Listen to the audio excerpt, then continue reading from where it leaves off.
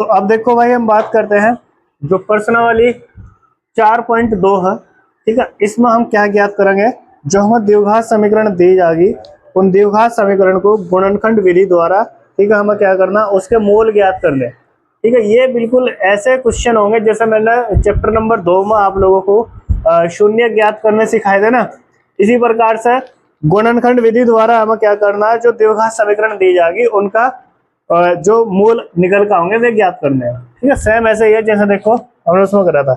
इसके कुछ उदाहरण कराता हूं मैं पहले प्रश्नावली 4.2 के, ठीक है, जो उदाहरण है उन्हें कंप्लीट कराता हूं। देखो उदाहरण नंबर 3 देखो क्या दे रखा है। उदाहरण नंबर कितना है भाई, 3। उदाहरण नंबर 3 में ये देखो उसने बोला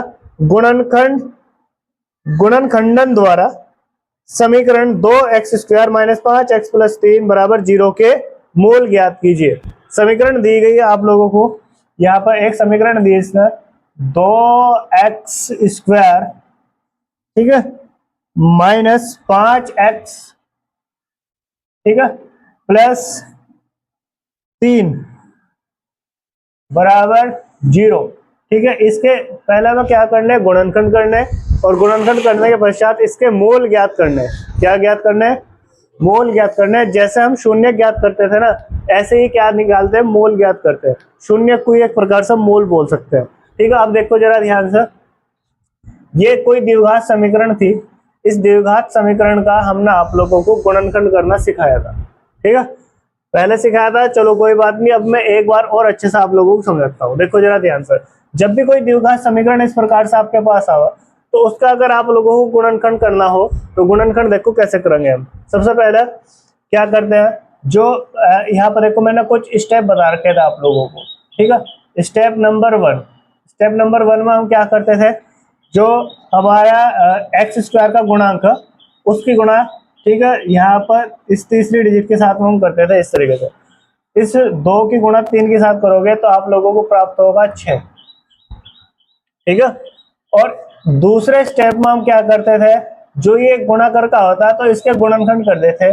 तो 6 के गुणनखंड आप लोगों को पता ही क्या होता है, 2 गुणा 3 होंगे। कोई दिक्कत तो नहीं यहाँ तक। ठीक है, पहले स्टेप में पहले वाली संख्या और ये जो तीसरी वाली संख्या होगी इसकी हम क्या करते थे, गुणा करते थे। ठीक है, x² के जो गुणांक में होता था उसकी तीसरी डिजिट के साथ हम गुणा करते थे यहाँ पर। ठीक है, फिर गुणा करने के पश्चात उनके क्या करते थे, हम गुणनखंड करते थे। ठीक है, फिर गुणनखंड जो प्राप्त हो गए उसके बाद हम क्या करते थे, यहाँ पर जो बीच में लिखी हुई संख्या है, जैसे यहाँ पर लिखा हुआ -5x, क्या लिखा हुआ, -5x, ये -5x जो आप लोगों को प्राप्त हुआ, तो इसे क्या करते थे हम तीसरे स्टेप में, जो ये गुणनखंड हमें प्राप्त हुए, इन गुणनखंडों की सहायता से ही हमें जोड़कर या घटाकर क्या प्राप्त करना होता था, ये बीच वाली संख्या। ठीक है, तो अब ये दोनों गुणनखंड है 2 गुणा 3। ठीक है, इन्हें जोड़कर अगर 5 प्राप्त हो रहा या घटाकर 5 प्राप्त हो रहा तो हम बोल सकते हैं कि हाँ ये बन गया हमारा काम। तो अब क्या करेंगे, ये जो दोनों गुणनखंड है इन्हें जोड़कर देखेंगे। मैंने कहा 2 + 3, इन दोनों को जोड़कर देखो 5 आ रहा है, जोड़ के घटा आना चाहिए 5, और अगर इनकी आपस में गुणा करेंगे तो गुणा करके आना चाहिए 6। क्या आना चाहिए, 6। ठीक है, तो अब देखो यहाँ पर जोड़ा बन चुका है 2 + 3। ठीक है, कोई दिक्कत तो नहीं है। अब यहाँ पर ये 2x² तो हमने लिखा चुका को, कोई दिक्कत नहीं है, माइनस, ठीक है, ये जो 5x, अब इसकी जगह 5x नहीं लिखना, ठीक है, ये लिखना है यहाँ पर 2 + 3, इस तरीके से लिख देना, और इसके ब्रैकेट के बाद लगा देना x। ठीक है, फिर +3 = 0। ठीक है, अब इसे सॉल्व करते हैं। देखो जरा ध्यान से, 2x² हमारा जुगा, तो ये चीज हमने सेम टू सेम लिख दी। ठीक है, इस माइनस की गुणा 2 के साथ हुई तो क्या आ जाएगा यहाँ पर -2। ठीक है, और इस x की गुणा 2 के साथ होगी तो ये 2x होगा या नहीं होगा, ये बताओ। 2x हो गए, कोई दिक्कत तो नहीं है यहाँ तक। ठीक है, फिर हमने कहा इस माइनस की गुणा इस प्लस के साथ भी होगी तो क्या प्राप्त होगा, माइनस प्लस गुणा में आकर माइनस। ठीक है, इस x की गुणा 3 के साथ हुई तो क्या प्राप्त होगा आप लोगों को, -3x। ठीक है, फिर प्लस, उसके बाद क्या लिखा हुआ था, 3 = 0। इसके बाद हम क्या करते थे, दो दो के जोड़े बनाते थे। यहाँ पर एक जोड़ा ये बन रहा है, देखो एक जोड़ा ये बन रहा है, कोई दिक्कत तो नहीं यहाँ तक, ठीक है। अब इसमें जो चीज कॉमन लेने की उसे कॉमन लेंगे हम। हमने कहा यहाँ कॉमन लेने की चीज क्या दिख रही है हमें, एक तो 2 दिखाई दे रहा और दूसरा क्या दिखाई दे रहा, एक्स। क्या दिखाई दे रहा, एक्स। तो मैंने कहा 2x आप लोग कॉमन ले लो। 2x जैसे ही मैंने कॉमन लिया, ठीक है, तो जैसे ही मैंने 2x² मतलब 2x क्या कर लिया, कॉमन ले लिया, तो मुझे प्राप्त होगा x। क्या प्राप्त होगा, x, ठीक है।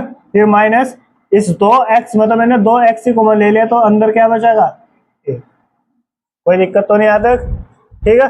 फिर यहाँ पर देखो मैंने आप लोगों को बताया था, फिर अगले जो हमारा जो ये जोड़ा बना रखा हमने, इसमें कोई ऐसी चीज कॉमन लो जिससे कॉमन लेने के पश्चात हमें यहाँ पर आगे जो जोड़ा वो प्राप्त होगा अंदर ब्रैकेट के अंदर, वो सेम होना चाहिए। क्या होना चाहिए, सेम।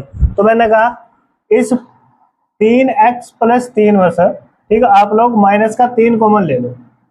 मैंने माइनस का 3 कॉमन ले लिया।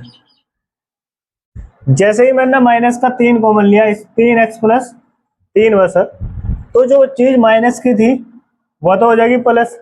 यह क्या था, देखो माइनस का 3x था, इसमें तो मैंने क्या करा, 3 कॉमन ले लिया माइनस का, ठीक है। तो माइनस का 3 कॉमन लेने के पश्चात अंदर क्या बचा, प्लस का x, ठीक है। फिर मैंने +3 में से -3 कॉमन ले लिया, +3 में से -3 कॉमन ले लिया। तो जैसे ही मैं -3 कॉमन लेऊंगा इसमें से, ठीक है, तो यहाँ पर 3 तो मैंने माइनस का बाहर ले लिया, तो अंदर क्या बचेगा यहाँ पर -1। कोई दिक्कत तो नहीं है, बराबर 0, ठीक है। तो कॉमन इस प्रकार से लिया जाता है जिससे अगर हम दोबारा गुणा करें तो यही प्राप्त हो जाए, ठीक है। कोई दिक्कत तो नहीं है। जैसे देखो -3 की गुणा x के साथ होगी तो -3x, -3 की गुणा -1 के साथ होगी तो माइनस माइनस हो जाएंगे प्लस, गुणा हुआ क्या प्राप्त होगा, 3। कोई दिक्कत तो नहीं है, ठीक है। अब देखो यहाँ पर ये लिखा हुआ x - 1 x - 1, ये दोनों एक जैसी चीज है, और एक जैसी चीज 2 बार दिखाई दे रही, तो हम लिख सकते हैं सर एक बार x - 1, ठीक है। कॉमन लेकर ये वाले मैंने एक बार लिख दी। फिर इससे अलग देखो x - 1 ये कॉमन लेकर एक बार लिख दिया, तो इससे अलग क्या बच रहा है आप लोगों के पास, 2x - 3, ठीक है। क्या बचा हुआ, 2x - 3, ठीक है, बराबर क्या होगा, 0। कोई दिक्कत तो नहीं आता। अब इसके बाद एक बार x - 1 इसके बराबर 0 रखेंगे, एक बार 2x - 3 इसके बराबर 0 रखेंगे, ठीक है। तो हम बोल देंगे x - 1 बराबर 0, एक बार इसके बराबर रखी, ठीक है, एक बार 0 इसके बराबर रखोगे, 2x - 3 बराबर 0, ठीक है। तो हम बोल देंगे यहाँ पर देखो ये माइनस का एक इधर जाकर हो जाएगा प्लस का, तो x बराबर क्या होगा, +1। कोई दिक्कत तो नहीं है। फिर इसी प्रकार से ये माइनस का 3 इधर जाएगा प्लस का हो जाएगा, तो यहाँ पर 2x बराबर क्या प्राप्त होगा आप लोगों को, 3। मुझे x का मान निकालना, किसका मान निकालना, x का, ठीक है। तो x के गुणा में क्या दिखाई दे रहा है, 2। जो चीज गुणा वह बराबर के बाद जाकर बटे हो जाएगा, तो x बराबर क्या प्राप्त होगा, 3/2, ठीक है। तो मुझे मूल क्या प्राप्त हुए, मूल बताओ क्या क्या प्राप्त हुए। एक तो मुझे x का मान 1 प्राप्त हुआ, दूसरा क्या प्राप्त हुआ, 3/2। तो इस बहुपद के या इस द्विघात समीकरण के जो गुणनखंड हुए, गुणनखंड करने के पश्चात मुझे 2 मूल प्राप्त हुए। एक तो प्राप्त हुआ x बराबर 1 और दूसरा क्या प्राप्त हुआ, 3/2, ठीक है। तो मैं कह सकता हूं अतः मूल बराबर क्या क्या प्राप्त हुए, एक तो मुझे प्राप्त हुआ 1, क्या प्राप्त हुआ, और दूसरा क्या प्राप्त हुआ, 3/2, ठीक है। तो इस द्विघात समीकरण के मूल क्या क्या होंगे, 1,3/2, ठीक है। इस प्रकार से आप लोग क्या करोगे, किसी भी द्विघात समीकरण के मूल ज्ञात करोगे। कोई दिक्कत तो नहीं आता भाई, ठीक है। इसी प्रकार देखो मैं उदाहरण नंबर इसके बाद 4 करता हूं, करूं भाई, उसे भी समझ लो। उदाहरण नंबर 4 में देखो इसमें बोल रहा द्विघात समीकरण 6x² - x - 2 बराबर 0 के मूल ज्ञात कीजिए। इसमें भी मूल ज्ञात करने हैं वो, ठीक है। इसी के सामने कर रहा देखो इधर में उदाहरण नंबर कितना है भाई? 4। उदाहरण नंबर 4 में देखो, उसने अब एक द्विघात समीकरण दे रखी। द्विघात समीकरण है 6x square 6x² minus x minus 2 बराबर 0। ये हमें द्विघात समीकरण दी। इसे ऐसे ही सोल्व करना जैसे हमने ये वाला करा था। देखो, इस द्विघात समीकरण को ऐसे ही सोल्व करना और ऐसे ही इसके मूल ज्ञात करना। देखो कैसे ज्ञात करा था हमने। पहले स्टेप में हमने क्या करा था, ये जो x² का गुणांक है, इसकी गुणा किसके साथ करी थी? तीसरी जो डिजिट लिखी हुई इसके अंदर, ठीक है। यानी कि क्या प्राप्त होगा हमें? इसकी 6 की गुणा 2 के साथ करके क्या प्राप्त होगा हमें? 6 दूनी 12 संख्या क्या प्राप्त हुई हमें? 12। फिर इस 12 के हम क्या करते थे? गुणनखंड। जो हमें गुणा करने के पश्चात संख्या प्राप्त होगी उसके हम क्या करते थे? गुणनखंड।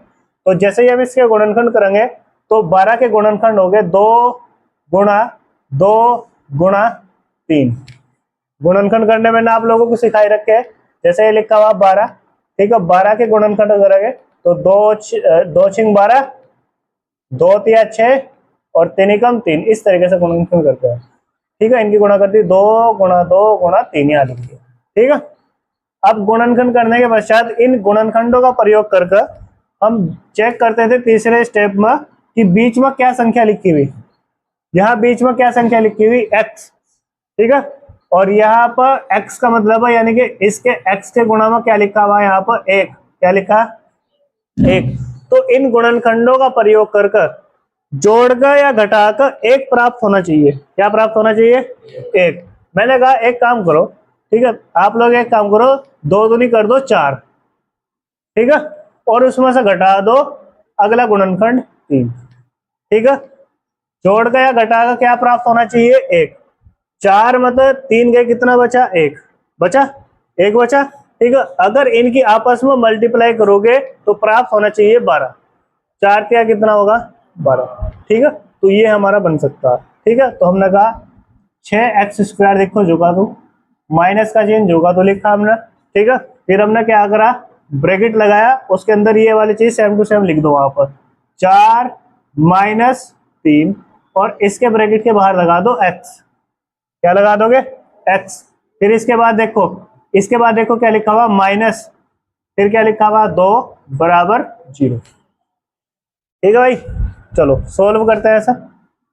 6x² जोगा दो, इस x की गुणा 4 के साथ होगी तो क्या हो जाएगा? 4x, और इसकी गुणा माइनस तो होगी तो क्या हो जाएगा? ये माइनस का 4x। क्या हो जाएगा भाई?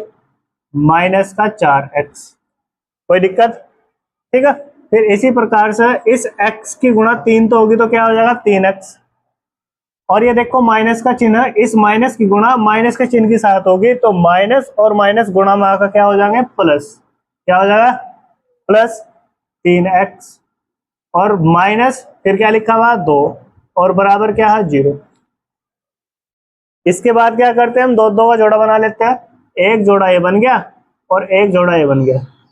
कोई दिक्कत? अब इसमें देखो कॉमन लेने वाली क्या चीज है? एक जैसे क्या चीज दिखाई दे रही? पहले तो मैं दिखाई दे रहा x। क्या दिखाई दे रहा? x। फिर इसके बाद चेक करो 6 और 4 ये किसी संख्या से कर सकते हैं क्या? किसी एक संख्या से कर सकते हैं? हाँ भाई 2 से कर सकते हैं। तो मैंने कहा भाई x तो हमें दिखाई दे रहा, साथ ही साथ इसमें हम 2 भी कॉमन ले सकते हैं। क्या कॉमन ले सकते हैं? 2। तो यानी कि 2x हम कॉमन ले सकते हैं इसमें। तो मैंने क्या करा? 2x लिया कॉमन। जैसे ही मैंने 6x² मतलब 2x कॉमन ले लिया, ठीक है। तो 2 तिया कितना होगा? 6, यानी कि कितना होगा यहाँ पर? 3x। अंदर क्या होगा? 3x, ठीक है।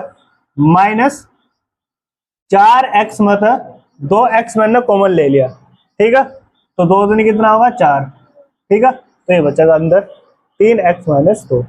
कोई दिक्कत यहाँ तक? ठीक है। इसके बाद देखो यहाँ पर 3x माइनस 2, 3x माइनस 2 में से कोई ऐसी संख्या दिखाई दे रही जो हम कॉमन ले सको, या x दिखाई दे रहा कॉमन ले सको? है तो नहीं भाई ना? देखो इसमें 3x लिखा हुआ, इसमें लिखा हुआ 2, तो x इसके अंदर तो है लेकिन इसके अंदर नहीं है, तो कॉमन लेने वाली कोई चीज दिखाई दे रही। जब कोई चीज ना दिखाई दे तो वहां पर ध्यान रखना कॉमन हमेशा, ठीक है, 1 लेना। क्या लेना? भाई 3x माइनस 2 में से कॉमन केवल हम एक ले सकते हैं, तो अंदर क्या रहेगा ब्रैकेट के 3x माइनस 2 बराबर 0। और एक बात का ध्यान रखना, जब भी क्वेश्चन को सॉल्व करोगे तो ये वाली संख्या और ये वाली संख्या सेम आनी चाहिए, ठीक है।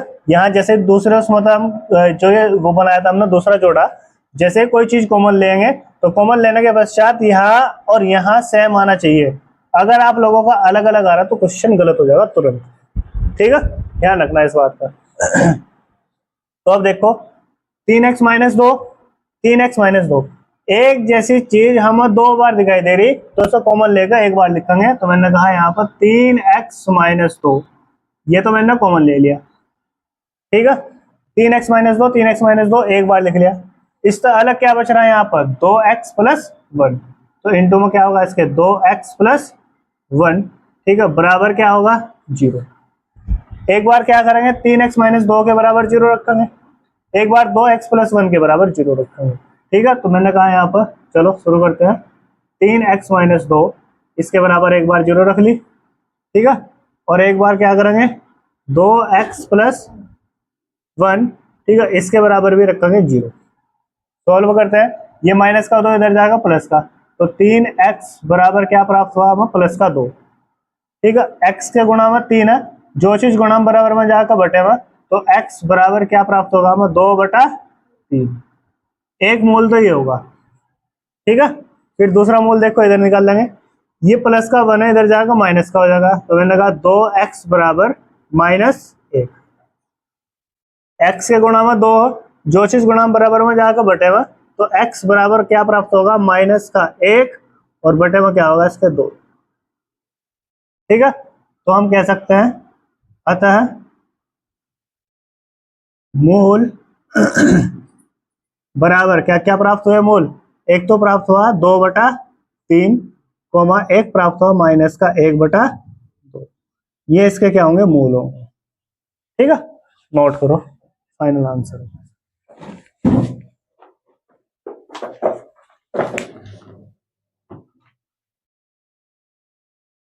तो अब हम बात करते हैं, देखो भाई उदाहरण नंबर 5 की। उदाहरण नंबर 5 में दिया गया है द्विघात समीकरण 3x² माइनस 2√6x प्लस 2 बराबर 0 के मोल ज्ञात कीजिए। हमें क्या करना है इसके मोल ज्ञात करने, ठीक है। जैसा कि मैंने आप लोगों को ये जो द्विघात समीकरण है इसके मोल ज्ञात करने सिखा रखे, उदाहरण नंबर 4 में भी और 3 में भी मैंने आप लोगों को सिखाया। इसी प्रकार से ऐसे भी करेंगे हम। देखो यहाँ पर इसका सॉल्यूशन कर रहा हूं इधर, देखो 3x² माइनस 2√6x प्लस 2 बराबर 0, ठीक है। ये मैंने क्या करी द्विघात समीकरण लिख दी यहाँ पर, इसके मुझे मूल ज्ञात करने। तो मूल ज्ञात करने के लिए सबसे पहले मैंने आप लोगों को स्टेप नंबर 1 बताया था। स्टेप नंबर 1 में देखो क्या करना है।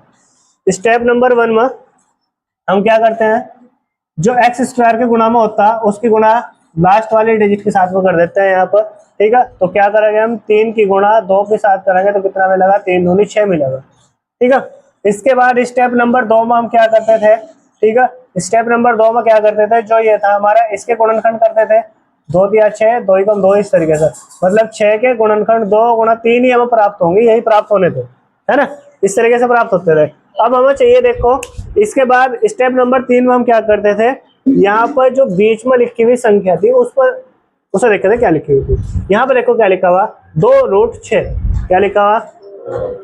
तो अब ये जो गुणनखंड है इन्हें जोड़ गया घटा कर क्या हम 2√6 बना सकते हैं, बना तो नहीं सकते, ये तो हमारे सामने समस्या खड़ी होगी। तो हमने कहा कोई बात नहीं, ठीक है, हमारे पास, ठीक है, यहाँ पर संख्या आई थी 6, 6 को लिख सकते हैं हम 6 गुणा 1 या 6 ही लिख सकते हैं पूरा का पूरा, क्या लिख सकते हैं 6। लेकिन हमें बनाना देखो क्या 2√6, क्या बनाना 2√6, ठीक है। मैंने कहा भाई हमने कुछ चीजें बेसिक कॉन्सेप्ट में आप लोगों को बता रखी है, ठीक है। स्टेप नंबर 3 में देखो इस 6 को मुझे क्या करना है, इस 6 का मुझे क्या करना 2√6 बनाना, क्या बनाना 2√6।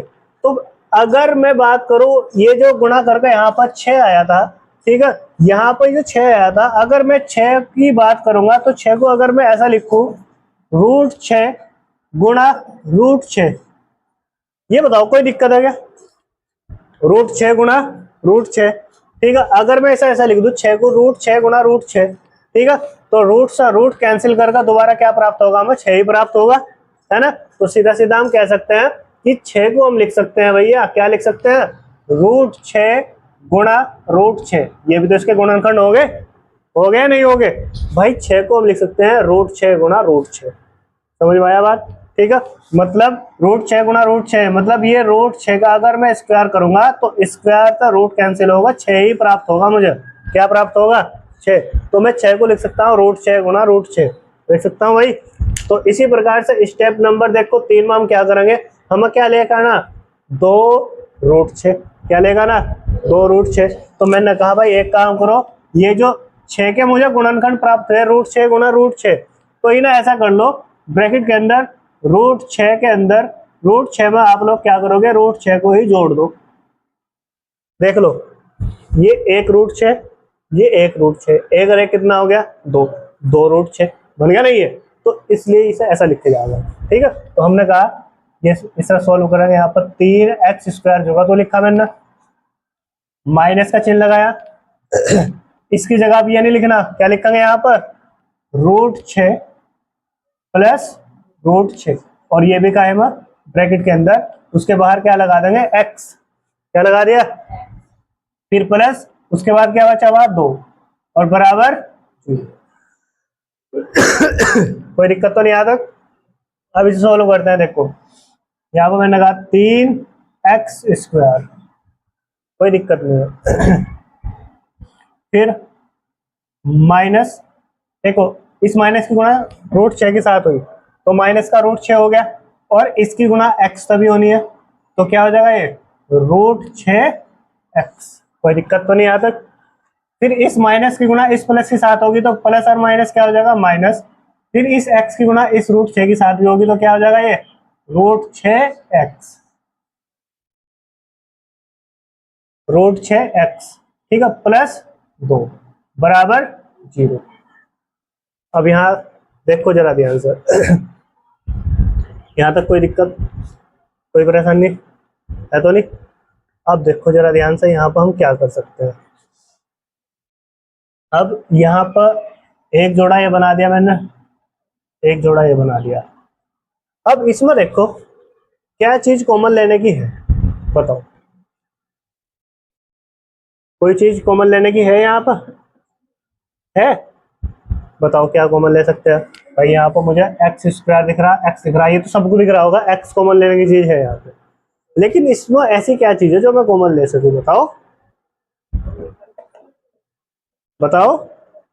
देखो जरा ध्यान से, इसके अंदर मैं x तो कॉमन लेऊंगा ही लेऊंगा, साथ ही साथ यहाँ पर एक चीज और होती है जिसे हम कॉमन ले सकते हैं, वो होती है √3। क्या होगी भाई? देखो जरा ध्यान से, यहाँ यहाँ रब कार्य में ये जो इधर लिख रहा है ये रब कार्य है, इसका थोड़ा ध्यान रखना। देखो जरा ध्यान से, अगर मैं 3 की बात करूं तो मैं 3 को ऐसा लिख सकता हूं नहीं? √3 गुणा √3। बताओ लिख सकता हूं या नहीं लिख सकता हूं? इसी प्रकार से जो √6 है, √6 को ऐसा लिख सकता हूं नहीं? मैं √3 गुणा √2। बताओ लिख सकता हूं या नहीं? है ना। तो इसमें देखो 3 के अंदर √3 एक जैसी चीज 2 बार दिखाई दे रही, तो इसे मैं कॉमन ले सकता हूं, है ना। इस वाले 3 को देखो, इसे मैंने इस ऐसा मान लिया कि √3 गुणा √3 है ये, है ना। और √6 को मैंने कह दिया कि ये √3 गुणा √6, ऐसा हम लिख सकते हैं नहीं? ठीक है। तो अब देखो जरा ध्यान से, तो इसमें तो √3 भी तो कॉमन ले सकते हैं, ले सकते हैं। तो मैंने कहा यहाँ पर √3 मैंने कॉमन लिया, x भी मैंने एक कॉमन ले लिया, तो अंदर देखो क्या बचेगा। 3 को मैंने ऐसे लिख दिया √3 गुणा √3, इसमें तो एक √3 मैंने कॉमन ले लिया, तो अंदर क्या बचा? √3 बचा नहीं बचा? मैंने लिख दिया √3, ठीक है। x² में तो x कॉमन ले लिया, क्या बचा? x।